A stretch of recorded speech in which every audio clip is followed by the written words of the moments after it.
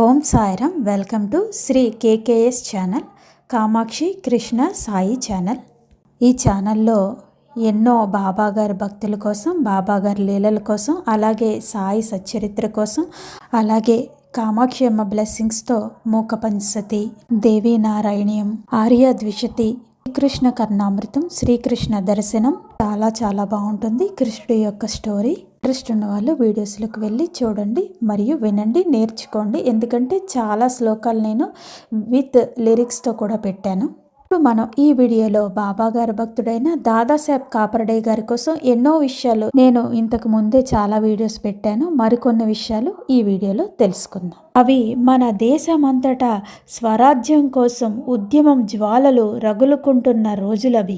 ఒకనాడు మన దేశంలో వాణిజ్యం చేసుకోనివ్వమని మన రాజుల పాదాలంటి ప్రాధేయపడి మన దేశానికి వచ్చిన ఆంగ్ల వర్తకులు నయవంచనతో, కుతంత్రాలతోనూ, అటు తర్వాత పచ్చి రాక్షసత్వంతోనూ మన దేశంలోని రాజులను, ప్రజలను అన్ని విధాలుగా దగా చేసి కొండ చిలువల్లాగా మన దేశాన్ని దిగమింగుతున్నారని ప్రజలందరికీ స్పష్టమైన రోజులవి. కొంతవరకైనా మనకు స్వేచ్ఛనివ్వమని, ప్రజోపకారమైన పనులు చేయమని కోరినప్పుడల్లా తెల్ల ప్రభుత్వం వారు మన వారికి కళ్ళబొల్లి మాటలతో వంచారు. అభ్యంతరం చెబితే అతి తీవ్రంగా మన ప్రజలను శిక్షించేవారు. అంతటితో మన దేశ శ్రేయస్సు కోసం కృషి చేస్తున్న జాతీయ కాంగ్రెస్ పార్టీలో చీలిక వచ్చింది. బాలగంగాధర్ తిలక్ నాయకత్వం ఒక వర్గం వారు దేశానికి సంపూర్ణ స్వరాజ్యం కోసమే పోరాడాలని తలిచారు. వీరిని తీవ్రవాదుల కింద జమకట్టి తెల్ల ప్రభుత్వం, వీరి వర్గం వారు మన దేశంలో తెల్ల ప్రభుత్వం చేస్తున్న కిరాతకాలను ప్రజలందరికీ తెలిపి అందరినీ స్వరాజ్య పోరాటంలో పాల్గొమని ప్రబోధిస్తున్నారు. ఈ వర్గానికి ముఖ్య నాయకుడైన బాలగంగాధర్ తిలక్ మరొక వర్గం పరిమితమైన స్వయం పాలన కోసం మాత్రం శాంతియుతంగా పోరాడుతుంది. వీరి ముఖ్య నాయకులు ఫిర్జేషా మెహతా, దాదాభాయ్ సరోజీ. కానీ చివరికి ఈ వర్గం కూడా పూర్ణ స్వరాజ్యం కోసమే పోరాడాలని నిర్ణయించుకుంది. అంతటితో తెల్లవారి గుండెల్లో భయం ఏర్పడింది. ఎంత అన్యాయంగానైనా ఉద్యమకారుల్ని శిక్షించి ఉద్యమాన్ని అణిచివేయాలని నిశ్చయించుకున్నారు. తీవ్రవాది అయిన బాలగంగాధర్ తిలక్కు కుడిభుజం వంటి వారు మన సాయి భక్తుడైన దాదాసాహెబ్ కాపర్డే. ఫిర్జోషా మెహతాకు కుడిభుజం వంటి వారు హర్ సీతారాం కాకాసాహెబ్ దీక్షిత్. వీరిద్దరూ కూడా సాయి భక్తులయ్యారు. దాదాసాహెబ్ కాపర్డే, హరి సీతారాం దీక్షిత్.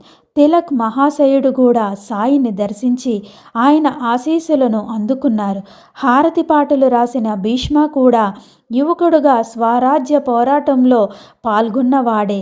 మన ప్రజలను జాతీయోద్యమంలో సంఘటితం చేయడానికి బాలగంగాధర్ తిలక్ నిర్వహించిన శివాజీ ఉత్సవాలలోనూ, గణపతి మహోత్సవాలలోనూ సాయి భక్తుడైన దాస్గన్ మహారాజు గారు కూడా పాల్గొని ప్రభుత్వాధికారి బారి నుండి ఎంతో సమయస్ఫూర్తితో తప్పుకున్నాడు.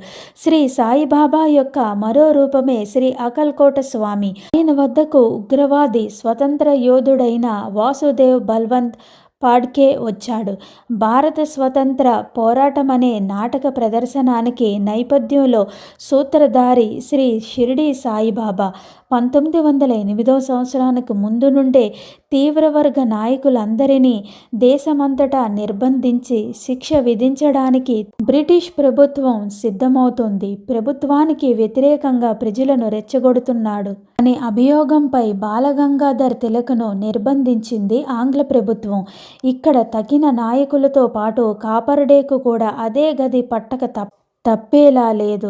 దాదాసాహెబ్ కాపర్డే ఆగస్టు 27, 1854 సంవత్సరంలో గణేష్ చతుర్దశి నాడు జన్మించారు. పేదరికంలో పుట్టి పెరిగి అకోలాలో ఒక పండితుని దగ్గర సంస్కృతం మొదలైనవి శాస్త్రీయ పద్ధతిగా చక్కగా నేర్చుకున్నారు. బొంబాయిలో ఉన్నత విద్య అభ్యసించాక ఒకప్పుడు ఆర్య సమాజ వ్యవస్థాపకులైన స్వామి దయానంద్ సరస్వతి గారితో సంస్కృత భాషలో శాస్త్రచర్చ చేయడానికి ఆ కళాశాల వారు ఇతనినే ఎన్నుకున్నారు. తర్వాత న్యాయశాస్త్ర అభ్యసించి అమరావతిలో ప్రఖ్యాత న్యాయవాది అయ్యారు. ఆ రోజుల్లోనే లక్షల రూపాయల దాకా సంపాదించేవారు. అతని ఇంట 7 జాతి గుర్రాలు, 2 పెద్ద గుర్రపు బళ్ళు, ఎందరో సేవకులు ఉండేవారు. ఎందరో పేదలకు ఆశ్రయం ఇచ్చేవారు. ఎప్పుడూ అతని ఇల్లు బంధుమిత్రులతో కలకలలాడుతూ ఉండేది. అందరి వినోదం కోసం తన ఇంట్లోనే భోగం మేళాలు ఏర్పాటు చేస్తూ ఉండేవారు దాదాసాహెబ్ కాపర్డే. ఇతడు సామాజిక కార్యక్రమాలలో కూడా ముందు నిలిచి ప్రఖ్యాత ప్రజానాయకుడైన దేశ రాజకీయాలలో బాల గంగాధర్ తిలక్కు కుడి భుజంగా పనిచేశారు. జూన్ 24, 1908 సంవత్సరంలో ప్రజలను రెచ్చగొడుతున్నాడన్న ఆరోపణపై తిలక్ను అరెస్ట్ చేసి జూలై 22న ఆయనకు 6 సంవత్సరాలు మన దేశంలోనూ బర్మాలోనూ కారాగార శిక్ష విధించారు. బొంబాయి హైకోర్టు నుంచి ఆ తీర్పుపై ఇంగ్లాండులోనూ ప్రీవీ కౌన్సిల్కు అప్పీలు చేసుకోవడానికి ఆగస్టు 15, 1908 సంవత్సరంలో ఇంగ్లాండ్కు వెళ్లారు కాపర్డే. కానీ ప్రీవీ కౌన్సిల్ వారు అతనిని అప్పీలును అంగీకరించలేదు. అతడు బ్రిటిష్ పార్లమెంట్లోను హౌస్ ఆఫ్ లార్డ్ రాజ్యసభ వంటిది. అటు తర్వాత వ్యవహారాల ప్రభుత్వం కార్యదర్శికి కూడా అప్పీలు చేసి అవన్నీ విఫలమయ్యేసరికి 2 సంవత్సరాల తర్వాత సెప్టెంబర్ 15, 1910 సంవత్సరం నాడు మళ్ళీ మన దేశానికి తిరిగి వచ్చారు. అందుకు అవసరమైన ఖర్చులన్నీ కూడా కాపర్డే భరించుకున్నారు. బాలగంగాధర్ తిలక్ను విడుదల చేయడానికి అతను పడని శ్రమ లేదు, చెయ్యని ప్రయత్నం లేదు, పెట్టని ఖర్చు లేదు, వినియోగించని సమయం లేదు. అతడు మన దేశం చేరుకోక మునుపే అతని తల్లి మరణించింది. దారిలో రంగూన్ జైల్లో తిలక్ మహాశయుణ్ణి కలుసుకొని సుమారు 2 సంవత్సరాలు 3 నెలలకు ఇల్లు చేరారు కాపర్డే. 1 నెలలోగా అతడు షిరిడి మొదటిసారి దర్శించారు. అంతకు కొద్ది రోజులకు ముందే ప్రఖ్యాత స్వరాజ్య ఉద్యమంలో నాయకుడైన బిపిన్ చంద్రపాల్ను బ్రిటిష్ ప్రభుత్వం అరెస్టు చేసింది. అటు తర్వాత ప్రభుత్వం నిర్బంధించవలసిన వారి జాబితాలో కాపర్డే గారి పేరు అగ్రస్థానంలో ఉంది. ఈ సాయిబాబాకు అతడు అంతకెంతో ముందు నుంచి కూడా తెలుసు. కానీ అతనికి మాత్రం సాయి గురించి ఇట్టి సమయంలోనే తెలిసింది.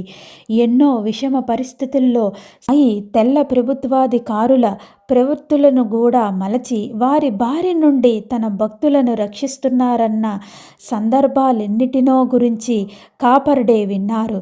అట్టి సమయంలో వారిని ఆశ్రయిస్తే తనకు ఇటు ఐహికంగా రక్షణ, అటు ఆధ్యాత్మికంగా వారి ఆశీస్సులు లభించగలవని తలిచారు కాపర్డే. కానీ అప్పుడలా ఎందుకనిపించిందో కానీ అసలైన కారణం అతనికేమి తెలుసు?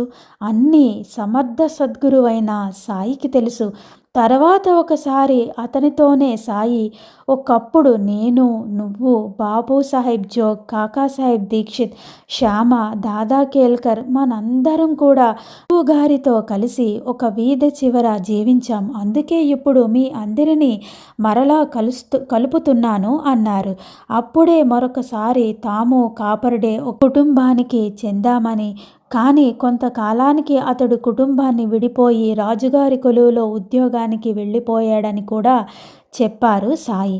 కీర్తి, ధనము, సంసార సుఖము, పదవి వీటన్నిటినీ కోరే రాజస ప్రవృత్తి అతడికి వెనుకటి జన్మలోనే ఉన్నదని సాయి అలా సూచించారు. అతడికి గత జన్మలోనే సాధ్యమైనంత వరకు సంస్కరించి అతడి జన్మలో యథాశక్తి దేశసేవ చేసేలా సాయి అతనిని రూపొందించారని తలచవచ్చు. అంతేకాదు ఈ జన్మలో కూడా అతడి శక్తి మేరకు దేశసేవ చేశాక అతనికి తెల్ల ప్రభుత్వం వల్ల వాటిల్లనున్న ప్రమాదం నుండి రక్షించడంతో పాటు మరలా సాధ్యమైనంత వరకు ఆధ్యాత్మికమైన పురోభివృద్ధి కూడా కలిగించడమే ఆయన సంకల్పం. భగవంతుడు ఆజ్ఞ, నా పిలుపు లేక ఇక్కడికి ఎవ్వరూ రాలేరు, ఎవరూ తమకై తామే ఇక్కడకు రారు. నేను అనేక మిషాలపై వారిని నా చెంతకు రప్పించుకోవాలి.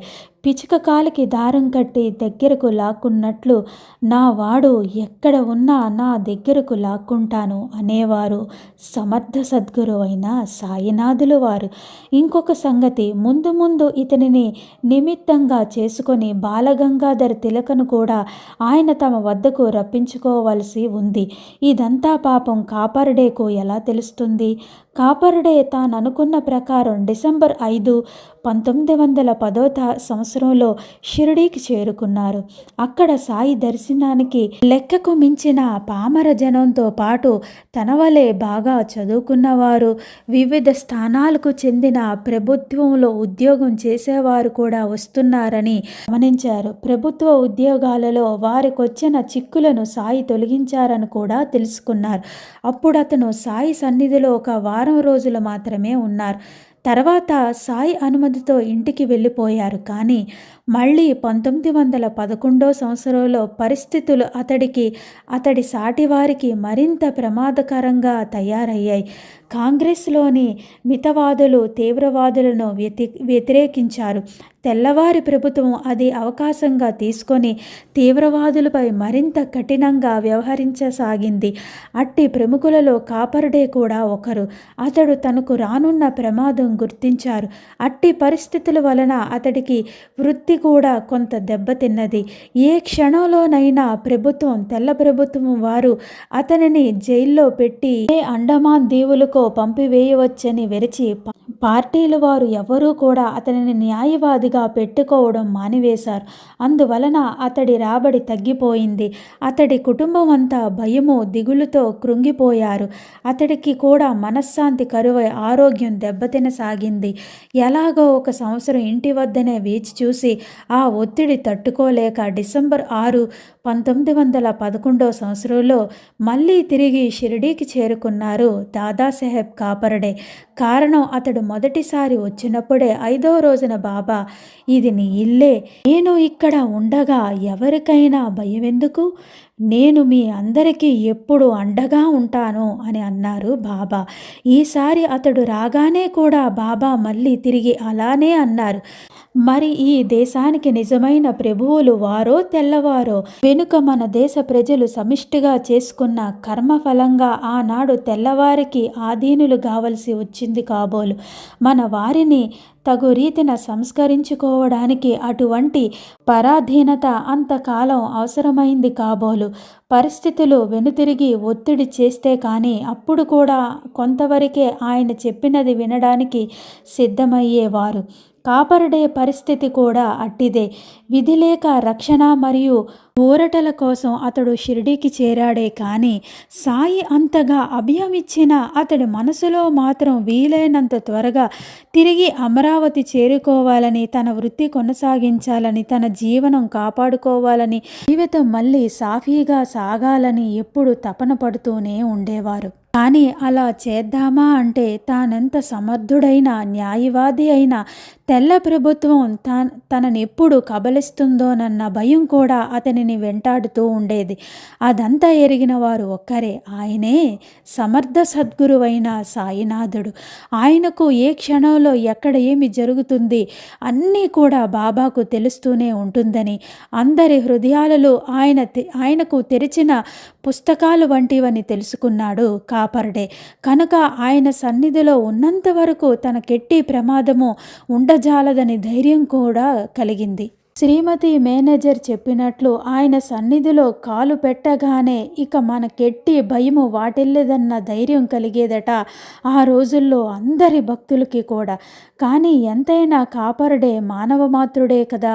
అమరావతి నుండి న్యాయ సంస్థానంలో తమ తరపు వారు వాదించమని కోరుతూ ఎప్పుడు ఎవరు జవాబు రాసినా తిరిగి అక్కడికి వెళ్ళి తన వృత్తి చేపట్టాలన్న ఆకాంక్ష అతడికి తీవ్రమయ్యేది. ఒక్కొక్కసారి అతడిని అక్కడకు తీసుకువెళ్ళటానికి అతని బంధువులు, అతని పార్టీ వాళ్ళు కూడా షిరిడీకి వస్తూనే ఉండేవారు. అతని బాధ చూడలేక అతడి తరఫున మాధవరావు దేశపాండే శ్యామ కూడా బాబాను, దేవా, ఇతడిని ఎప్పుడు తిరిగి అమరావతికి వెళ్ళవచ్చు, ఎప్పుడు తిరిగి మళ్ళీ మీరు అమరావతికి పంపిస్తారు అని అడిగేవాడు శ్యామ అయినా అడిగించేవారు దాదాసాహెబ్ కాపారడేయే. కానీ ఈ విషయం బాబాకు తెలియదా? సర్వం తెలిసిన సాయి అతడికి ఓరిమి నేర్పి సంస్కరించేందుకే ఆయన కాపారడేను రప్పించినది. భవిష్యత్ అంతా ఆయనకు స్పష్టంగా తెలిసినప్పటికీ, అతడెప్పుడు తిరిగి భద్రంగా అమరావతి వెళ్ళగలుగుతాడో తెలిసినప్పటికీ, ఆయన పెదవి విప్పి ఒక్కసారైనా ఆ మాట మాత్రం చెప్పలేదు. అలా చెబితే అతడు ఓరిమి నేర్చుకునేదెప్పుడు? అతడు ఎప్పుడు ఇంటికి వెళ్ళాలని అనుమతి కోరినా రేపు వెళ్ళు అనేవారు. వారి పరిభాషలో ఆ మాటకు వెళ్ళవద్దు అని అర్థం. అతడు మరెవరి చేతనైనా అడిగిస్తే, అతడు నన్ను అనుమతేమీ అడగలేదే, నీకెందుకంత ఆత్రం అనేవారు బాబా. ఇలా కొన్ని రోజులు గడిచిపోయాయి. ఇక ఆయన అనుమతించరని నిశ్చయించుకొని కాపరడే అడగటం మానివేశాడు. ఒక వంక సాధ్యమైనంత తొందరగా ఇంటికి వెళ్ళాలి అనిపించినా, అలా వెళ్ళడం వలన తనకు తెల్ల ప్రభుత్వం నుండి ఆపద కలగకుండా రక్షించడానికే బాబా తనను నిలిపివేస్తున్నారని అతడికి తెలుసు గనుక తన మనసును సమాధానపరుచుకునేవాడు. అది కూడా ఒక విధంగా విశ్వాసంతో కూడిన ఓర్మి నేర్చుకోవడమే. కానీ అతనిని తెల్ల ప్రభుత్వం బారి నుండి రక్షించడం మాత్రమే బాబా ధ్యేయం కాదు. దానిని అవకాశంగా తీసుకొని అతనిలో ఉన్న ఆధ్యాత్మికమైన పరివర్తన తీసుకురావడం వారి అభిమతం. కేవలం దానికోసమే అతనిని రక్షించడం జరిగిందని చెప్పవచ్చు. అది అతడికి ఎంతవరకు సాధ్యమో అంతవరకు అతనిలో పరివర్తన కలిగాక అతడి పట్ల దేశ పరిపాలన మనోభావం మార్పు చేసి అతనిని తిరిగి ఇంటికి పంపారు. అతడు ఆయన సన్నిధిలో ఉన్నంతకాలం మారుమూల కుగ్రామమైన షిరిడీలో తలదాచుకోవడం వలన గాని తన ప్రయోజకత్వంతో గాని రక్షించబడడం లేదు. దేశమంతటిని నిరంకుశంగా పరిపాలిస్తున్న తెల్ల ప్రభుత్వం వారికి ఏదో సాకు చెప్పి అతనిని నిర్బంధించడం పెద్ద పని కాదు. కేవలం సాయియే వారి కట్టి బుద్ధి పుట్టకుండా చేశారని, వారికి అలాంటి బుద్ధి పుట్టినప్పుడు దానిని తొలగిస్తూ వచ్చారని బాబాయే సూచించారు. ఉదాహరణకు డిసెంబర్ 29, 1911 సంవత్సరంలో బాబా అన్న మాటలు కాపర్డే గారు డైరీలో ఇలా రాసుకున్నారు. గవర్నర్ నాకొక బారిస తీసుకుని వచ్చాడని, ఆయన అతనితో పెనుగులాడి తోలివేశారని, చివరికి ఎలాగో అతడికి నచ్చజెప్పి వెనక్కకు పంపేశారని ఈరోజు బాబా నా భార్యతో అన్నారు. బాబా మాటలు పరిభాషతో నిండి ఉండడం వలన వాటిని వివరించడం కష్టం. చివరి వాక్యం ఇలా వ్రాసి తప్పుకున్నాడే గాని అసలు విషయం అతడికి బాగా తెలుసు. కానీ నాటి పరిస్థితుల దృష్ట్యా అతడు వివరించలేకపోయాడు. బాబా చెప్పినట్లే నాటితో ప్రభుత్వం యొక్క వైఖరిలో మార్పు వచ్చింది. బాలగంగాధర్ తిలక్కు కారాగార శిక్ష విధించినందుకే ప్రజలు రెచ్చిపోయి ఉన్నారని, కాపర్డే వంటి మరికొంతమంది నాయకులను కూడా శిక్షిస్తే ప్రజలు తిరగబడతారని భయం ఆ రోజుల్లో తెల్ల ప్రభుత్వం వారికి కలిగింది. కనుక ఇతనిని వెతికి వెంటాడి శిక్షించాలన్న తలంపు తెల్ల ప్రభుత్వం విడిచిపెట్టింది. కొంతకాలం అలాంటివేవీ చేయకుంటే ప్రజల ఉద్రేకం చల్లబడుతుందని అధికారులు అనుకున్నారు. అంతవరకు అతడికి ఆ విషయం చెప్పకుండా అతని ఆతురతతో సాయి చెలగాటమాడేవారు. ఒకరోజు అతడు నమస్కరించగానే పక్కవారితో ఇతడు పారిపోవాలని చూస్తున్నాడు అని చెప్పారు బాబా. అక్కడున్న భక్తులందరినీ పంపివేసి ఏకాంతంలో అతడికి హితం చెప్పి ఆయన స్థిమితిపరిచారు. కానీ అతనిని పరీక్షించడానికా అన్నట్లు మర్నాడే కాపర్డే అమరావతికి తీసుకువెళ్ళడానికి అతని కుమారుడొచ్చాడు. కాపర్డే ఇంటికి రానందువలన, ఇంటి ఖర్చులకు తగిన ఆదాయం లేనందువలన ఇంటి వద్ద ఇబ్బందిగా ఉందని చెప్పాడు. ఆ మరో రోజు అతని కుమారుడు గోపాలరావు అను మరొకరితో కలిసి బాబా వద్దకు వచ్చి కాపర్డేను ఇంటికి తీసుకువెళ్ళడానికి బాబాను అనుమతి కోరారు. మొదటి బాబా అంగీకరించారు. కానీ వారు సామాలంతా సర్దుకున్నాక, అంటే కాపర్డే ఆశలన్నీ పెంచుకున్నాక ఆయన మరలా తమ అనుమతిని రద్దు చేశారు. అప్పుడు కాపర్డే ఆవేదన చూడలేక శ్యామ వచ్చి బాబా అనుమతి కోరాడు. అప్పుడు సాయి అపర్డేకు అమరావతి, షిరిడీ కూడా రెండూ స్వస్థానాలే కదా, అతడు ఎక్కడైనా ఉండవచ్చు అన్నారు. శ్యామకు కొంత ఆశ జనించింది. కానీ మరుక్షణమే ఆయన అతడింక ఎన్నటికీ అమరావతికి తిరిగి వెళ్ళలేకపోవచ్చు అన్నారు. అప్పటికి వారిద్దరు ఆశలు అడియాసలయ్యాయి. కొద్ది రోజుల తర్వాత శ్యామ మరొకసారి ఆయనతో ఈ విషయం ప్రస్తావించాడు. సాయి ఇక వారితో చెలగాటం ఆడదలచలేక అపర్డే తిరిగి అమరావతికి వెళ్ళడానికి పరిస్థితులు ఇంకా అనుకూలంగా లేవు అని అన్నారు.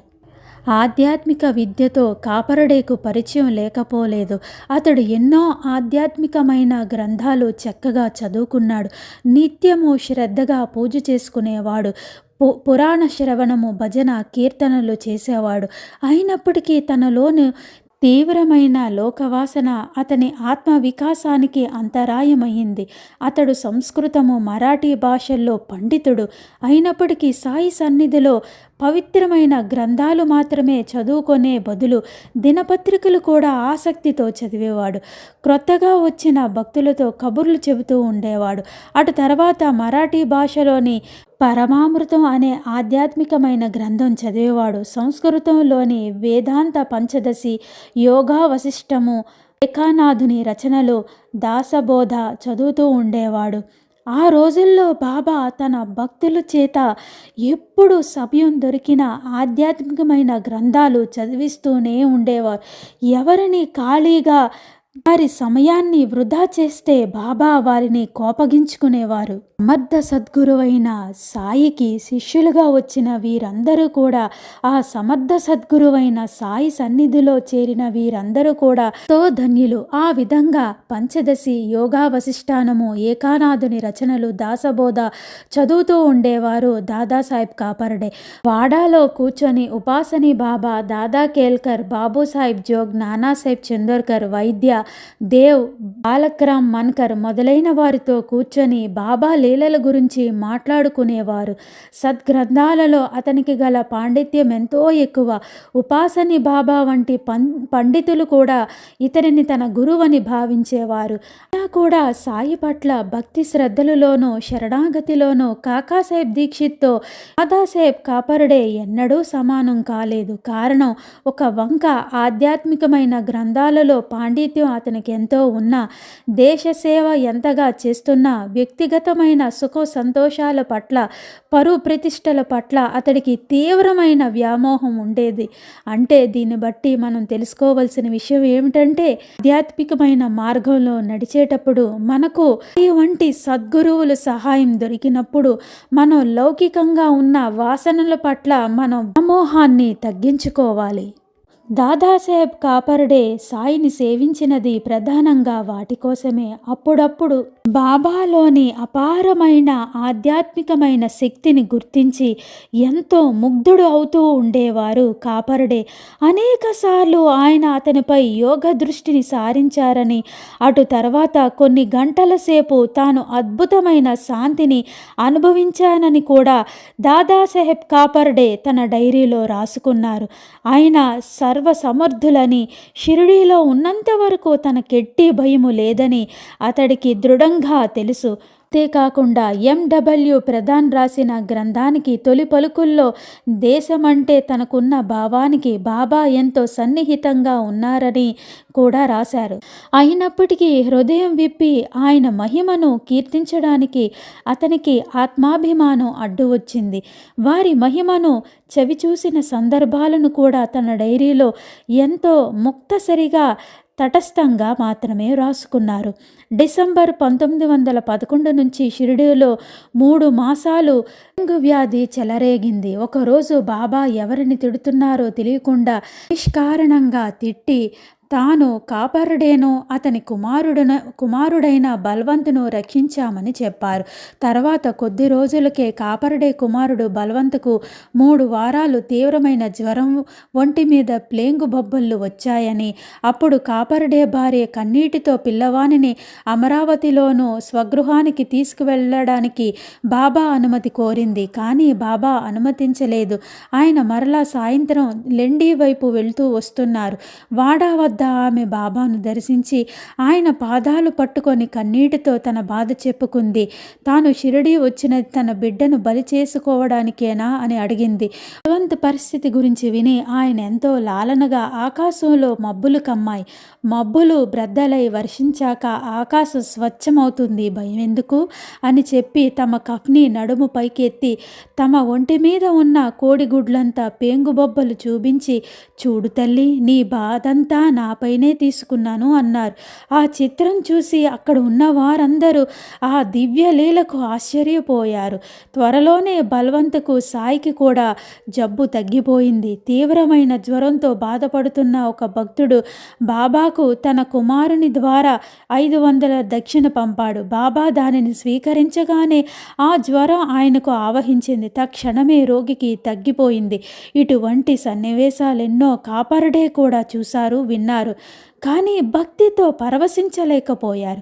కుమారుడైన బల్వంత్కు జబ్బు చేయబోతుందని తెలిసి బాబా అది ఏ విధంగానో ప్రమాదించకుండా ఎలా కాపాడుకున్నారో విషయం తెలుసుకున్న కాపర్డే కృతజ్ఞతతో తన డైరీలో కూడా వివరంగా రాసుకోలేకపోయారు. గారి హృదయాన్ని చేరుకోవలసిన సన్నివేశాలు ఎన్నో ఉన్నాయి. కానీ లౌకికంగా ఆయనకు ఉన్న ఆసక్తి వలన అవి ఏవి ఆయన మనసులోనికి చేరలేకపోయాయి. కానీ అతని భార్య అయిన లక్ష్మీబాయి అలియాస్ మానూతాయి బాబా గారి పైన అత్యంత భక్తి విశ్వాసాలతో ఉండేది. ఎంతో భక్తిని, ఎంతో గౌరవాన్ని పెంచుకుంది బాబా గారి పైన. మరెన్నో విషయాలు మరొక వీడియోలో తెలుసుకునే ప్రయత్నం చేద్దాం. సమర్థ సద్గురు శ్రీ సాయినాథ్ మహారాజ్ కీ జై. ఓం సాయిరామ్.